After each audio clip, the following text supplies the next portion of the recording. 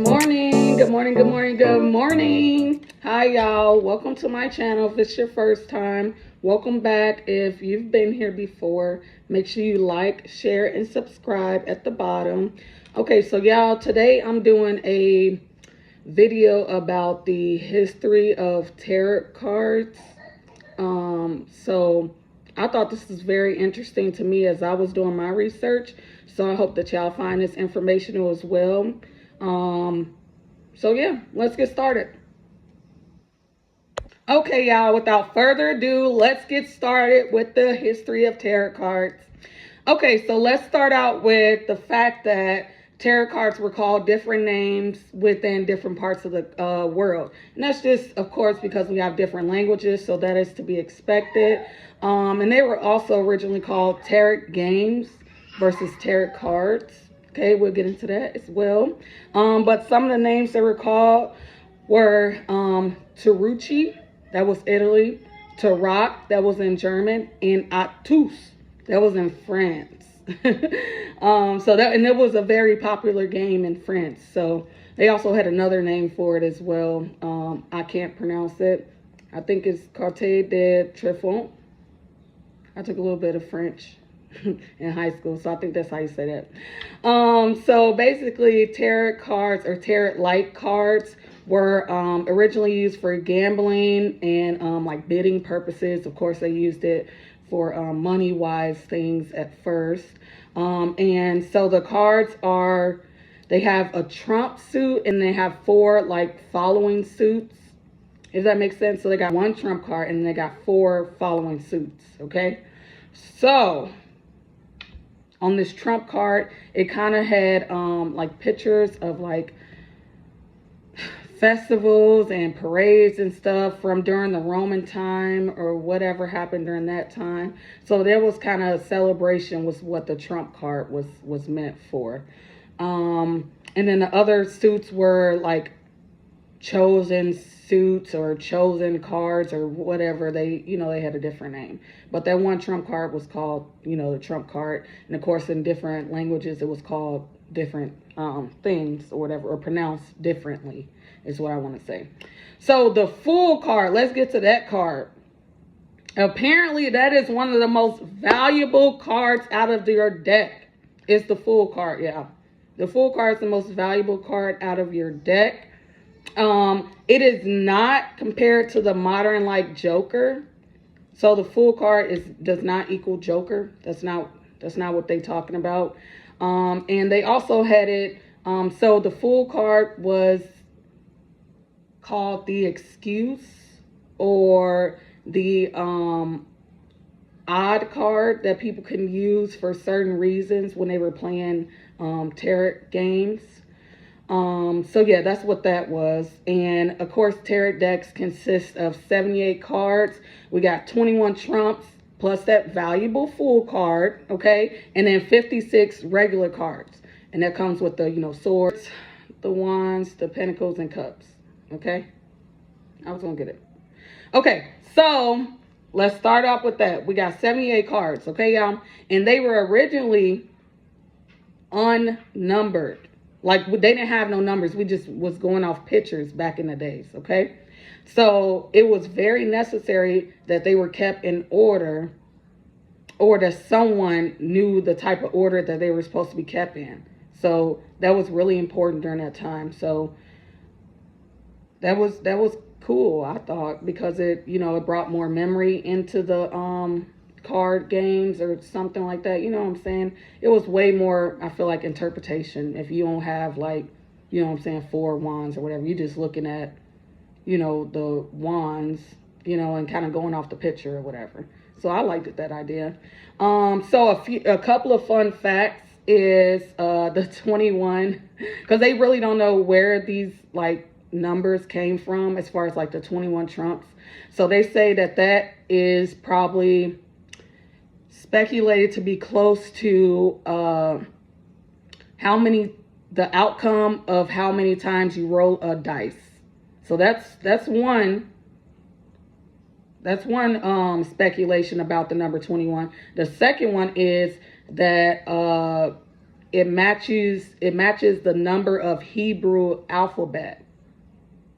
So that's the second one. So we got dice, Hebrew alphabet. Okay. All right. Okay, y'all. Now we are on the kinds of decks. Okay. Basically, this right here is going to go through kind of like the history of the decks. Some of them are the same. They just got different names, and I guess were used by different royal families or different families during that time period. So right now I'm going to throw a bunch of dates out here. No need to memorize. I might not even throw them all out there, okay? But here is the history of the tarot-like card decks and how they came about. Okay, let's get started. Okay, so based on the research that I conducted, in the late 1300s was some of the earliest known tarot-like paintings. And it all came from a French artist, and he designed these cards for Charles VI of France. He was, his name was Charles VI. And then they were first introduced into North Italy in the early 1400s. Okay, so that's when it first came to Italy. It was made for the Duke of Milan, and the name of that deck is going to be listed below because I cannot pronounce it, so I won't mess it up. Okay, y'all. And then that original deck consisted of 16 trumps. And these were images of Greek and Roman gods. So, they had different images on them for different parts of the country, which makes sense because they all have different histories and different, meanings or games or whatever, however that went. Another deck was called the Paramount Morgan Bergon. I hope I'm saying that right. That one came around the middle of the 1400s. That was like the first complete deck that consisted of 78 cards, as far as I know. And now it only got 74 cards. So we done lost some cards, y'all. We done lost 4 cards, okay? So what type of cards do we got out of the 74? Okay, we got 20 trumps. I mean, we're missing 1. We got 15 face cards and 39 minor arcana cards. They also call them pip cards. So we lost some cards, y'all. Okay. The next deck is the Carry Veil deck. It's also another set from a earlier deck, and this was dated back to the 1460s. Okay. Another deck that came from Venice in the 1900s was called this name down here. I won't pronounce that. I think it's, I won't pronounce it. I'm gonna mess it up, y'all. But here goes the name right here. So there was a unique template that they used, and it actually brought about the famous deck called the Rider-Waite-Smith deck. I think I'm saying that right. The Rider-Waite-Smith deck. Okay, so that deck, the Rider-Waite-Smith deck, first came about in the early 1900s. And today it is still the most commonly used tarot deck. I guess most people start out with that tarot deck. I did not start out with that tarot deck, but I will be getting me one though. So here's how it looks. If anybody want to come and go get them a copy of the deck. So this is how it looks. So find you one if you think you want to start out with that one. Go just look at the pictures of it, y'all, because the illustrations are really good on that deck. So I'm definitely gonna get me one of those. Okay.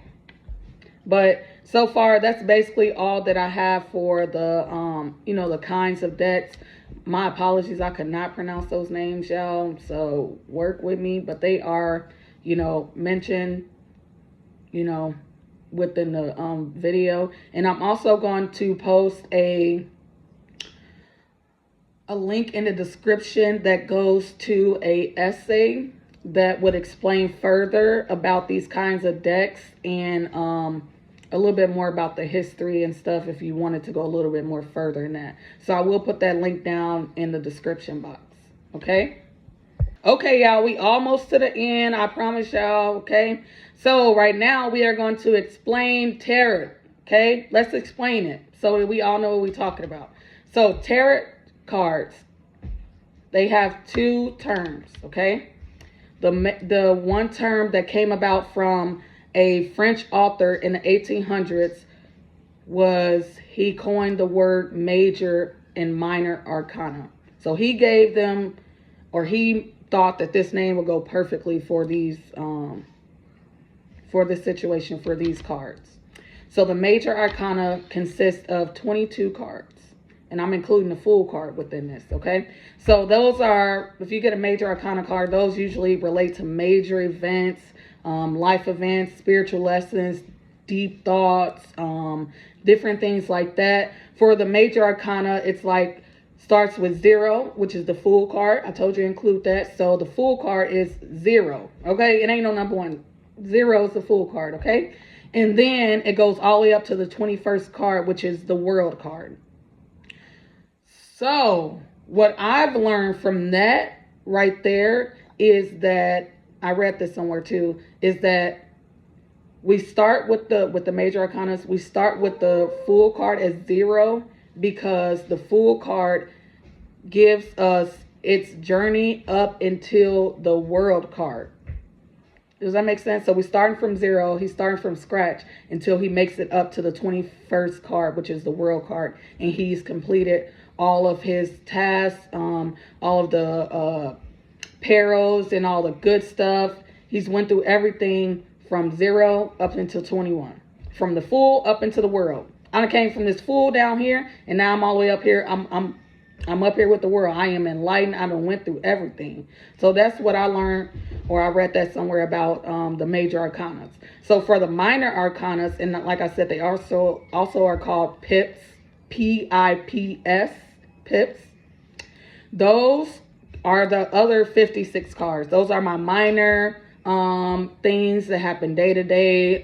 So you shouldn't take these like long term. So just kind of take them, you know, as they fit into your life today type thing. And with that, we got our cups equals the hearts within a normal deck. The wands equals the clubs in a normal deck. The swords equals the spades in a normal deck. And the pentacles equals the diamonds in a normal deck. Okay? So, that's how all of that goes. I'm going to leave it right there with that. Okay, I had a little bit more information, but I'm going to leave it right there because I feel like I've given y'all too much already. Okay, so now let's wrap this part up right here, okay? Because we get into the good part of when it became spiritual. So, nowadays, our modern tarot-like decks, they come with, they call it a LWB, which is a little white booklet. And it kind of explains like the author's meaning of such cards and all that other stuff just for practice and, you know, for like beginners and stuff like that. So that's what they call that. And that's what's kind of like our modern day tarot cards. So that's what they consist of. I just wanted to kind of give y'all a little background about that, especially if you're a beginner to this. So that's how that goes. Tarot cards, we got major, minor arcanas. Major is major events, minor is minor events. Okay, don't think too far up to it. All right, now we're getting up to when it becomes spiritual. Okay, so stay tuned, we almost there, I promise. All right, y'all, so now we're towards the end of this. We already got the beginning of tarot cards when they were tarot games. We got the kinds of decks already. We've got the explaining the tarot cards, so y'all know a little bit about it. Now we're going to end with when they became spiritual-like, or when we or anyone else considered them or related them to the spiritual world or the spiritual realm. Okay, so that's what we're going to get into now. So stay tuned, y'all, okay? Okay, y'all, so now we in the part when I explained when they actually became related to the spiritual realm. Okay, so this all first started in 1781 when a essay was published by a French author. I'm gonna put his name right here. I think it's Antonio Corte de Guillaume. Oh my gosh, I totally butchered that. That's okay. But anyhow, he wrote an essay in 1781. And in this essay, he referenced the cards or tarot-like cards to ancient wisdom. That really started the whole thought process of them being kind of related to something outside of games and bidding and stuff. That it was more into the cards. There was also an essay.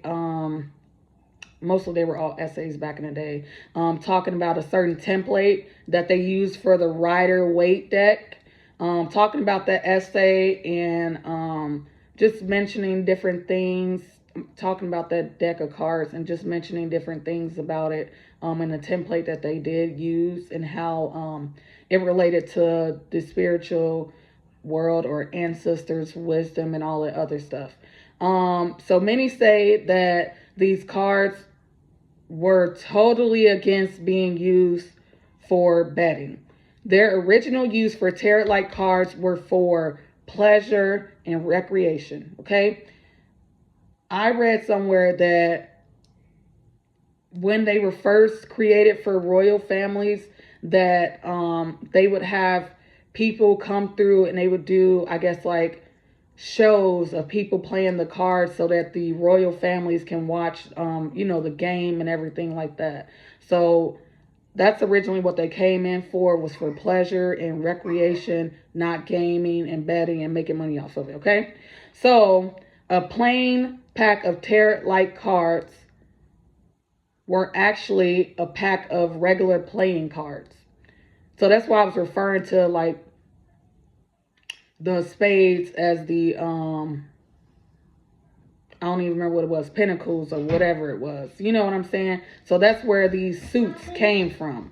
Okay. And in the 1980s, there was a book by a British philosopher that, and of course, there was always a hater, girl. He had, bad things to say about tarot-like cards and all that stuff, the distinction between history and creative innovation type thing, creative invention. You know what I'm saying? So he went about and talked about it in that sense. So here's some of the things that he said. One of the ones that I had was, he said, don't look for the meaning of triumphs in the study of their images in isolation. Their meaning is their role in the game. Basically, he's saying, don't look too far into these images that are on this card. This card, whatever you pull, just take it as it is. It's supposed to be a spade in the game. It's supposed to be a king of spade in the game. And it's supposed to be a king of nothing that's representing anything else. Don't look at the picture. If it's a king of spade, look at that K. Look at that spade sign and take it as it is. Don't think too far in it. So that's basically what he was saying. He was like, we're not supposed to be thinking too far into this. Like, we're taking too much. Okay, so that's kind of what he was going about with that. It's whatever. I mean, people have their own feelings about it. Still to this day, some people call it witchcraft or whatever. It's whatever you prefer. Everybody have their own opinions. Okay, I can't control it. But that was one of the things that he mentioned in that. And despite all the critics and stuff, there was Jean Baptiste. That she was the first professional tarot reader in the 1800s. She released the first deck for divination purposes. And then during these times, like the pictures were there just to, like I said, ponder and interpret and guess and all that other stuff. So they were there for you to like kind of look at this picture and let me tell you what I see. And let me tell you how, where these things may fit into your life or fit into any situation that you're. So that's kind of what they use the cards for during that time. And so mainly they are used for those purposes nowadays too. Some people use them for other things as well. But as far as I've seen, that's basically what I associate them with. And they are becoming more and more common. As you can see, you find a whole bunch of like tarot readers or card readers. You know what I'm saying? Don't trust everybody though, but they are more common. So just, they here now, you know what I'm saying? And then during the time before, they of course depicted more male images. So they did undergo an experimental phase where they were being transformed to include women within these images. So that's, you know, as you go throughout the history, you'll see some of the cards, how some of them only have like masculine people on it, or men or something like that. And some of them you'll see as we develop and they become more common, then you'll see women on there, you'll see children, things like that. Tarot cards are both non-dimensional and multi-dimensional. So that means it can go with any religion. Like, we not trying to build a cult where you only focus on us and the spirits, none of that. Like, you can use these cards for whatever you feel like you need to use them for. So it's not like you have to be a certain faith or religious belief to use these cards, or to even like believe in this type of thing, or to even entertain this type of, you know, thing. You don't have to be of a certain religion or anything. So please take that out your head. You don't have to be a witch or anything, okay? We accept everybody, okay? And it's just because for me, it gives me like clarity. It gives me like guidance and things like that. Like, honestly, it just helped me. Like, I don't associate it with no type of religion at all. If we say spirits and stuff, I mean those above, okay? I'm not talking about no other demonic type of anything. I'm just looking for guidance and clarity from those above, okay?